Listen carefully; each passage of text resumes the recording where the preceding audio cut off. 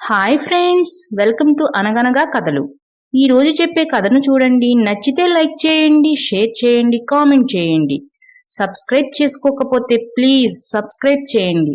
అలాగే నోటిఫికేషన్ కోసం పక్కనే ఉన్న బెల్ ఐకాన్ ప్రెస్ చేయండి. ఇక కథలోకి వెళదాం. అనగనగా ఒక గ్రామంలో పూర్ణయ్య, పూర్ణమ్మ అనే దంపతులు ఉండేవారు. పూర్ణయ్య కూలీ నాలి పనులు చేస్తూ ఉండేవాడు. ఆ వచ్చిన డబ్బులతోనే తన కుటుంబాన్ని పోషించేవాడు. అయితే పూర్ణయ్య, పూర్ణమ్మ చాలా మంచివారు. వారికి వచ్చే ఆదాయం వారి తిండికే సరిగ్గా సరిపోకపోయినా సరే, వారు తినేదే ఎవరైనా అడిగితే అందులోనే కొంత తీసి పెడుతూ ఉండేవారు. అలా ఒకరోజు వారు భోజనం చేస్తూ ఉండగా ఒక సన్యాసి వచ్చి తనకి ఆకలిగా ఉందని తినడానికి ఏమైనా పెట్టమని అడగగానే వారు తినేదానిలోనే కొంత తీసి ఆ సన్యాసికి పెట్టారు పూర్ణయ్య, పూర్ణమ్మ. మీలాంటి మంచివారిని నేనెక్కడా చూడలేదు. మీ మంచితనానికి మెచ్చి మీకొక వరం ఇద్దామనుకుంటున్నాను. అమ్మా, నువ్వు వెళ్ళి వంట చేసే పాత్రని ఒకటి తీసుకురా అన్నారు సన్యాసి. వెంటనే పూర్ణమ్మ వెళ్ళి ఒక పాత్రను తీసుకువచ్చి సన్యాసికి ఇచ్చింది. సన్యాసి ఆ పాత్రను తీసుకుని ఒక మంత్రం చదివి, ఇదిగో అమ్మా, మీకు ఆకలి వేసినప్పుడు ఈ పాత్రను పట్టుకుని భోజనం పెట్టమనగానే ఈ పాత్ర మీకు విందు భోజనం పెడుతుంది. అయితే ఈ పాత్ర మీ ఇంట్లోని వారికి మాత్రమే విందు భోజనం ఇస్తుంది, బయట వారికి ఎవ్వరికీ ఇవ్వదు, సరేనా అని చెప్పి ఆ పాత్రను ఇచ్చి వారిని ఆశీర్వదించి అక్కడి నుంచి వెళ్ళిపోయారు సన్యాసి. నిజంగా ఈ పాత్రకి అంత మహిమ ఉందంటారా? మనం కోరగానే విందు భోజనం ఇస్తుందంటారా అని అనుమానంగా అంది పూర్ణమ్మ. ఏమోనే అన్నారుగా సన్యాసి, ఒక్కసారి అడిగి చూస్తే పోలా అని అడగగానే నిజంగానే ఆ పాత్ర విందు భోజనాన్ని ఇచ్చింది వారికి. అమ్మయ్య, ఈ రోజు నుంచి మన కష్టాలన్నీ తీరిపోయినట్టేనండి. ఇప్పటి వరకు గంజినీళ్ల కోసం రోజంతా కష్టపడేవాళ్ళం, ఇక నుంచి ఆ శ్రమ లేదండి అని ఆనందపడసాగింది పూర్ణమ్మ. ఇక ఆ రోజు నుంచి పూర్ణయ్య, పూర్ణమ్మ వాళ్ళ పిల్లలు ఆకలి వేసినప్పుడల్లా ఆ పాత్రను కోరి అది ఇచ్చిన భోజనాన్ని చేయసాగారు.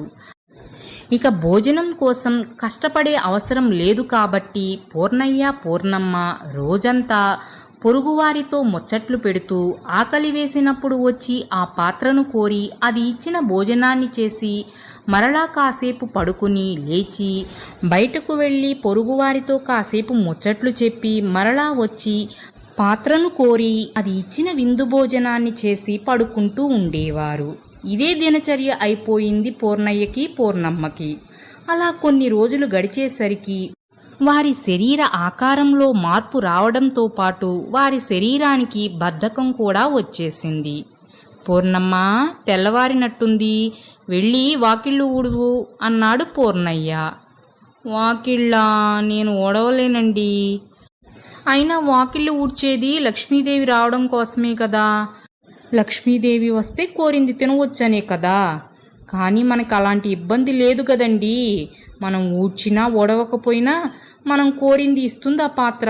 ఇంకెందుకు ఓడవాలి? నేను ఓడవలేను, కానీ మీరు కావాలంటే అలా రచ్చబండ దాకా వెళ్ళిరండి అంది పూర్ణమ్మ. నేను కూడా వెళ్ళలేనులేమే. వెళ్ళిన దగ్గర నుంచి అందరికీ ఆ పాత్ర గురించే. నీకే ఎంచక్క ఆ పాత్ర కోరిన తిండి ఇస్తుంది, మాకు మాత్రం ఇవ్వదు అని అందరి ఏడుపు మన పాత్ర మీదేనే. అందుకే నేను వెళ్ళను. కావాలంటే నువ్వు వెళ్ళి పక్కింటి వాళ్లతో సోది పెట్టుకో అన్నాడు పూర్ణయ్య. నేను కూడా వెళ్ళనులేండి, వాళ్ళు కూడా అదే మాట్లాడుతున్నారు.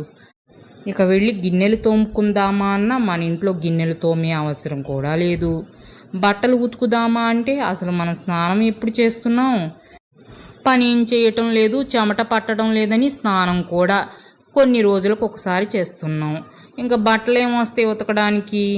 అందుకే నాకే పని లేదు, నేను కూడా కాసేపు పడుకుంటాను అని చెప్పి పూర్ణమ్మ కూడా పడుకుండి పోయింది. ఇక పిల్లల విషయానికి వస్తే మొదట్లో కోరినంత తిండి తిని వెళ్ళి ఆడుకుని వస్తూ ఉండేవారు. అయితే శరీరానికి కావలసిన దానికంటే ఎక్కువే పెట్టడంతో పిల్లల శరీర ఆకారంలో కూడా మార్పు వచ్చి వారికి కూడా బద్ధకం వచ్చేసింది.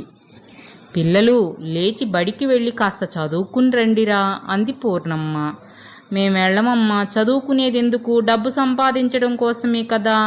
డబ్బెందుకు? కోరిన తిండి తినడం కోసమేగా. మనమేమీ చేయకుండానే ఆ కోరిన తిండి వస్తుంది. ఇంకెందుకు చదువుకోవాలి? మేం చదువుకోము అన్నారు పిల్లలు. సరే, కాస్త అలా వెళ్ళి ఆడుకుని రండిరా అంది పూర్ణమ్మ. ఏమోలేమ్మా, మా వల్ల కాదు ఆడుకోవటం, కాసేపు పడుకోనివ్వు అని చెప్పి పిల్లలు కూడా పడుకోవటం మొదలుపెట్టారు. అలా పిల్లలు అనేసరికి పూర్ణయ్యకు భయం పట్టుకుంది. అమ్మో, ఏంటి పిల్లలు ఆడుకోమంటే ఆడుకోమంటున్నారు? ఇలాగే వదిలేస్తే కొన్ని రోజులకు ఏమైపోతుందో? మేమందరము ఇంతింత లావైపోయి కదలలేని స్థితిలోకి వచ్చేసి శరీరానికి బద్ధకంతో పాటు కొత్త కొత్త రోగాలు కూడా వచ్చి మేము త్వరగా చనిపోతామేమో. అమ్మో అని ఆ ఆలోచన రావడంతోనే వద్దు వద్దు, మాకు ఈ వరమే వద్దు, ఈ వరం మాకు శాపమయ్యేలాగా ఉంది, వెంటనే ఆ పాత్ర తీసుకువెళ్ళి దూరంగా పారేసి వస్తాను అని అనుకుని ఉన్నపళంగా లేచి వెళ్ళి ఆ పాత్ర తీసుకుని సముద్రం వద్దకు వెళ్ళి సముద్రంలో పడవేసి ఇంటికి వచ్చాడు. మొదట భార్యా పిల్లలు దాని గురించి పోట్లాడినా మెల్లగా అర్థం చేసుకున్నారు. ఇక తిండి కోసం కష్టపడడం మొదలుపెట్టారు.